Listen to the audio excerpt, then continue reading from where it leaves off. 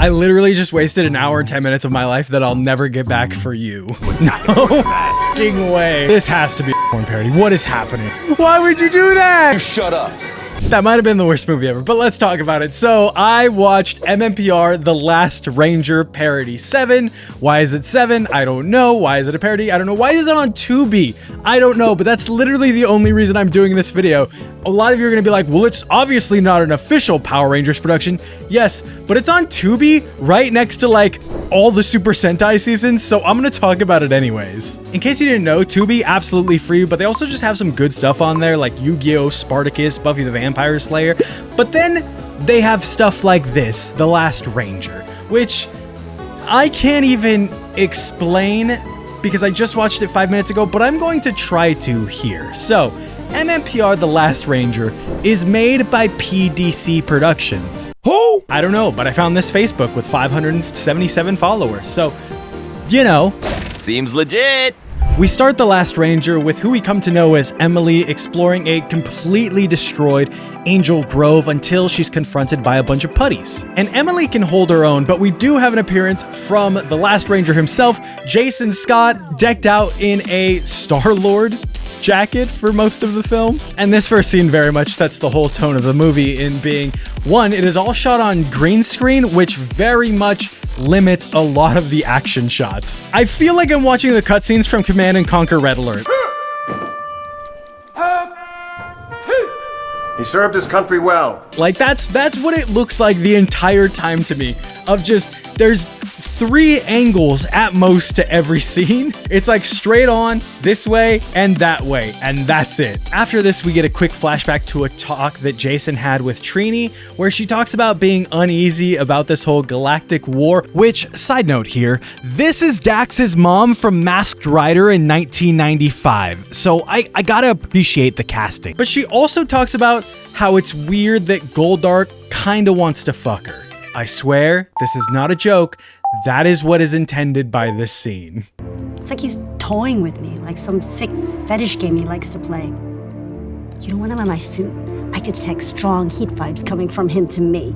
I hate him. Strong heat vibes coming from him to me. Jason and Emily teleport to the shelter where we meet 2 key characters. One, Aisha, who Jason tells she has the power inside, but he doesn't know how to convey that, so she'll learn it later, which is helpful, kind of.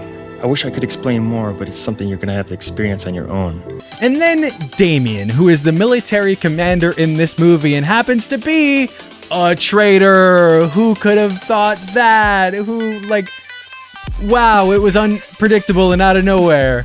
So Jason is the leader of the world. Jason has all the answers. And then we meet this film's version of Rita and Goldar, and what can I say about Goldar? They call him a blue monkey in this movie a couple of times, which I feel like they use a little bit as a slur, but also, if I'm being honest, I would probably use it too, because what is this costume? As you wish, my empress.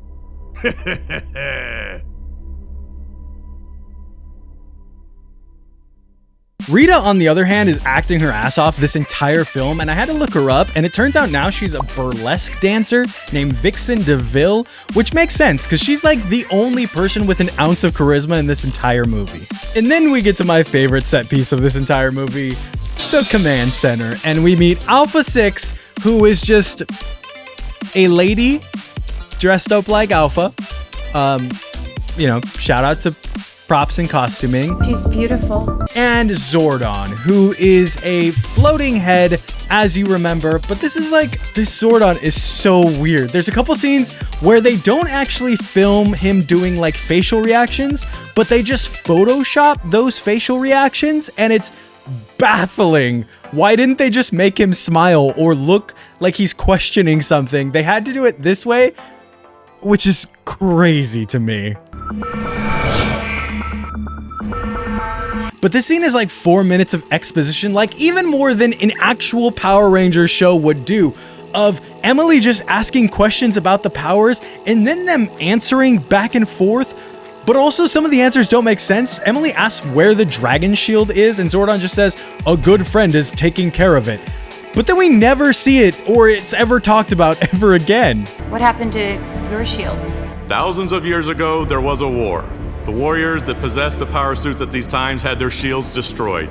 The only shield that was left was the dragon shield. Also, apparently the Power Rangers all had shields when they were created, but because of a war in the past, they were all gone and they're like not there anymore, which is, listen, this came out in 2017, before the comics had all this lore, before we had a bunch more about the Morphin Masters and everything, but like, what a crazy thing to say of just like, they all had shields, but they all got destroyed and only Tommy's is left. Only the Green Rangers is left. Zordon also mentions that the Eltarians looked for the dominant species and found the dinosaurs, and that's what they based the power coins off of. But like, the dinosaurs didn't have magic power to make these coins. What do you mean the dominant species of the universe? Like, what are we talking about here? As soon as we come back from the command center, that's when we figure out that Damien is a traitor. And not only Damien, Emily is also working for Rita. It's crazy. It's almost like we shouldn't have over-explained to her how all the powers worked in the last scene.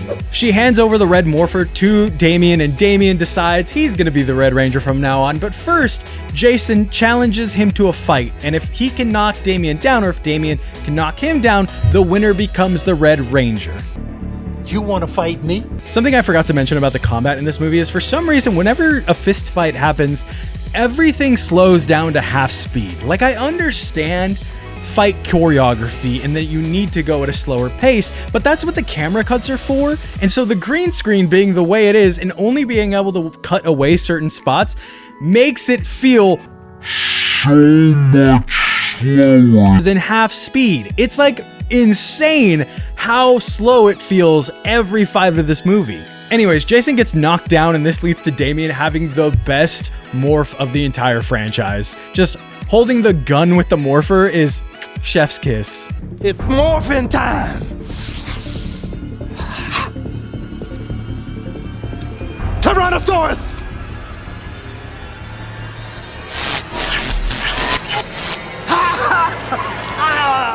But of course, the coin has to choose you, so Jason gets his heroic morph sequence that just leads to this suit. And Mighty Morphin Power Rangers, the movie, those suits are easily my favorite suits in the franchise. I don't mind armor on top of my Power Ranger suits, but this, a swing and a miss. By the way, if you want my full reaction to this whole movie, that's live right now on YouTube for tier 2 members of the channel. So become a YouTube member and you can just watch this movie with me on the side of the screen, just laughing my ass off the whole time.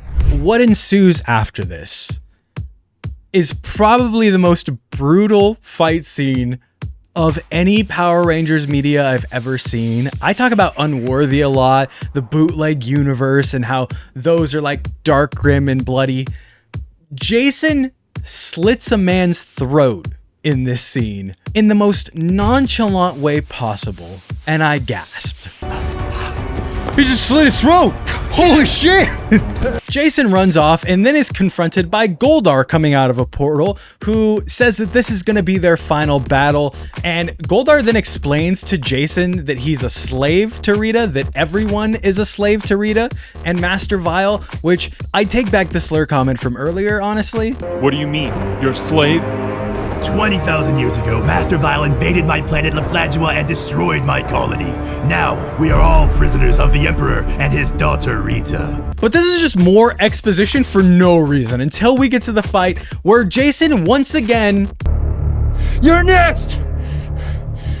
...slices someone's head off. I forgot to mention the intercut with this scene is Rita fighting Alpha 6 while she defends the command center because Alpha 6 just downloaded Kung Fu like she's Neo from the Matrix. After he beheads Goldar, Jason goes to find Rita, and Rita unveils her master plan that Emily is now her Shadow Temptress. If you can defeat my evil Shadow Temptress. I'm not kidding. That is the name they use, the Shadow Temptress. They will never take my Shadow Temptress.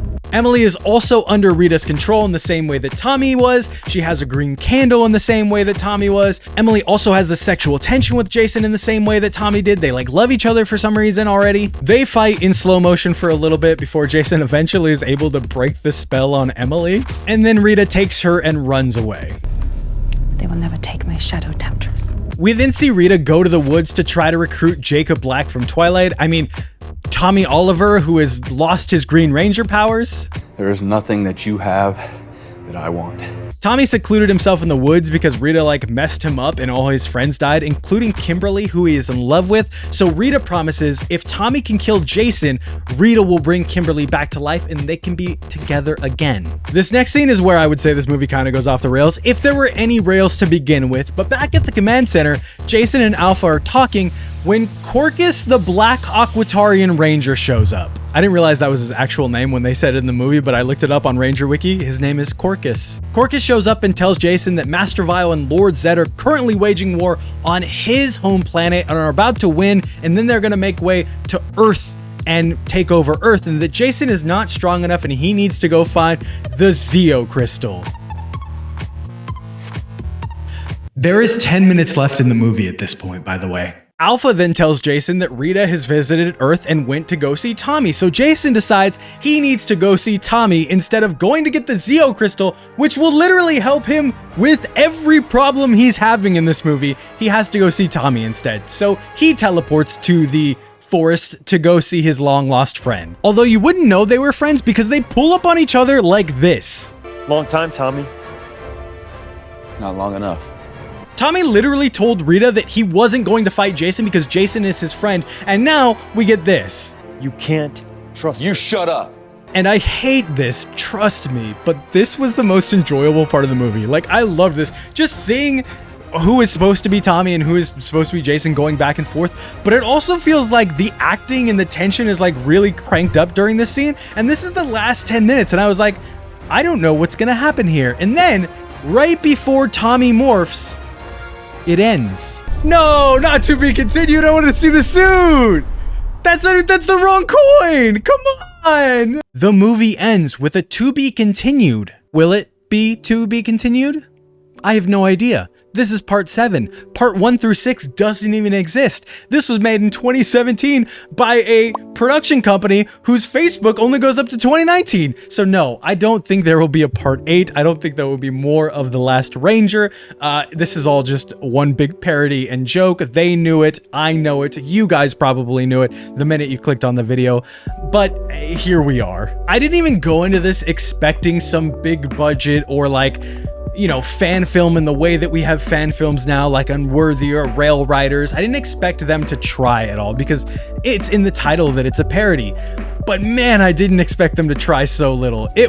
I'm honestly amazed at how little they tried. It's like if someone had seen the first 3 seasons of Power Rangers 30 years ago and then decided, oh, I'm going to make a movie with what I can remember and my college's green screen background. I actually have to shout them out for getting what is a full Red Ranger suit in this, continuity, whatever it is. Cause they made that shit. They could have had this whole video and just had a helmet and some morph suit. I've seen it countless Power Morphicons, but they made a full suit, armor and everything. So if you want to watch this movie, it's on Tubi. If you watch it, let me know what you think in the comment section down below. If you don't watch it, I'm glad I saved you an hour.